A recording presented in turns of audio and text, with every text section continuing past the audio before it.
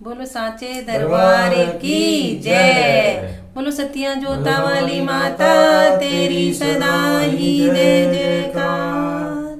तृतीय अध्याय। आज मैं आपके सामने दुर्गा सप्तशती का तीसरा अध्याय सुनाने जा रही हूँ। सेनापतियों सहित महिषासुर का वध।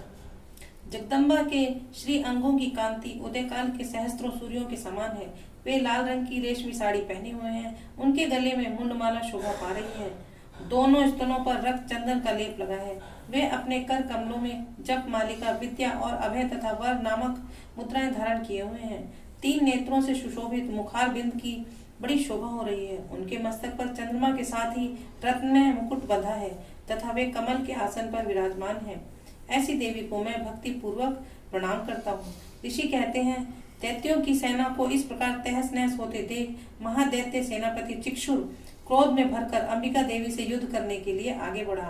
वह असुर रणभूमि में देवी के ऊपर इस प्रकार बाणों की वर्षा करने लगा जैसे मानो मेरुगिरी के शिखर पर पानी की धार बरसा रहा हो। तब देवी ने अपने बाणों से उसके बाण समूहों को अनायास ही काटकर उसके घोड़ों और सारथी को भी मार डाला। साथ ही उसके धनुष तथा अत्यंत ऊंची ध्वजा को भी तत्काल काट गिराया। धनुष कट जाने पर उसके अंगों को अपने बाणों से बींध डाला। धनुष, रथ, घोड़े और सारथी के नष्ट हो जाने पर वह असुर ढाल और तलवार लेकर देवी की ओर दौड़ा। उसने तीखी धार वाली तलवार से सिंह के मस्तक पर चोट करके देवी की भी बाईं भुजा में बड़े विवेक से प्रहार किया। राजन देवी की वहां पर पहुंचते ही वह तलवार भी टूट गई। फिर तो क्रोध से लाल आंखें करके उस राक्षस ने सूल हाथ में लिया और उसे उस महादैत्य ने भगवती भद्रकाली के ऊपर चलाया। वह शूल आकाश से गिरते हुए सूर्यमंडल की भांति अपने तेज प्रज्वलित हो उठा। उस शूल को अपनी ओर आते देख देवी ने भी शूल का प्रहार किया। उससे राक्षस के शूल के सैकड़ों टुकड़े हो गए। साथ ही महादैत्य चिक्षुर की भी धज्जियां उड़ गई। वह प्राणों से हाथ धो बैठा। महिषासुर के सेनापति उस महापराक्रमी चिक्षुर के मारे जाने पर देवताओं को पीड़ा देने वाला चामर हाथी पर चढ़कर आया। उसने भी देवी के ऊपर शक्ति का प्रहार किया, किंतु जगदम्बा ने उसे अपने हुंकार से ही आहत एवं निष्प्रभ करके तत्काल पृथ्वी पर गिरा दिया। शक्ति टूटकर गिरी हुई देख चामर को बड़ा क्रोध हुआ। अब उसने शूल चलाया, किंतु देवी ने उसे भी अपने बाणों द्वारा काट डाला। इतने में ही देवी का सिंह उछलकर हाथी के मस्तक पर चढ़ बैठा और उस दैत्य के साथ खूब जोर लगाकर बाहुयुद्ध करने लगा। वे दोनों लड़ते लड़ते हाथी से पृथ्वी पर आ गए और अत्यंत क्रोध में भरकर एक दूसरे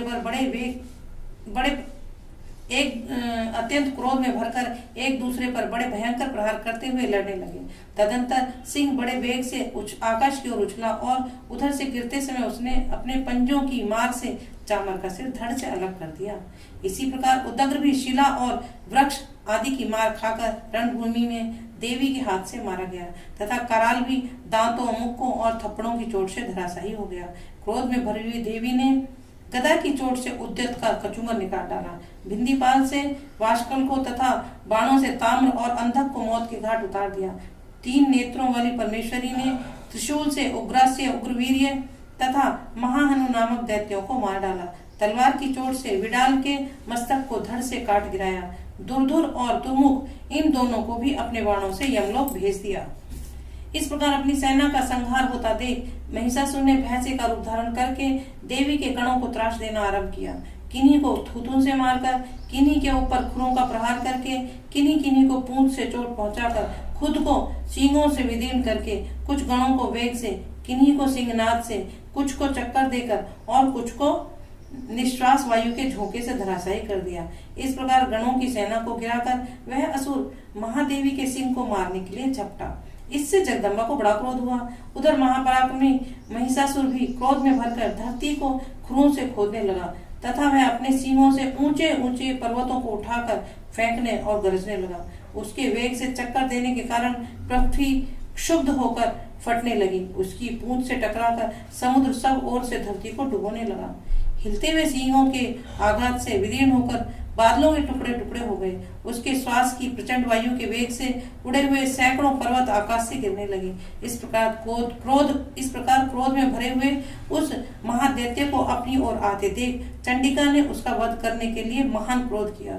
उन्होंने पाश फेंककर उस महान असुर को बांध दिया। उस महासंग्राम में बंध जाने पर उसने भैंसे का रूप त्याग दिया और तत्काल सिंह के रूप में वह प्रकट हो गया।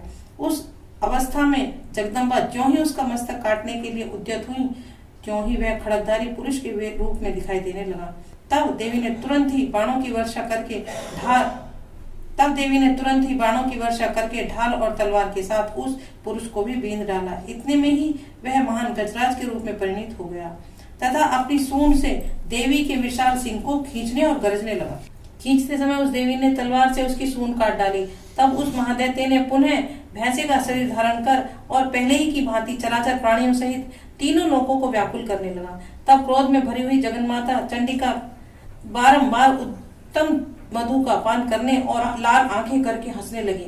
उधर वह बल और पराक्रम के मद से उन्मत्त हुआ राक्षस गरजने लगा और अपने सिंहों से चंडी के ऊपर पर्वतों को फेंकने लगा।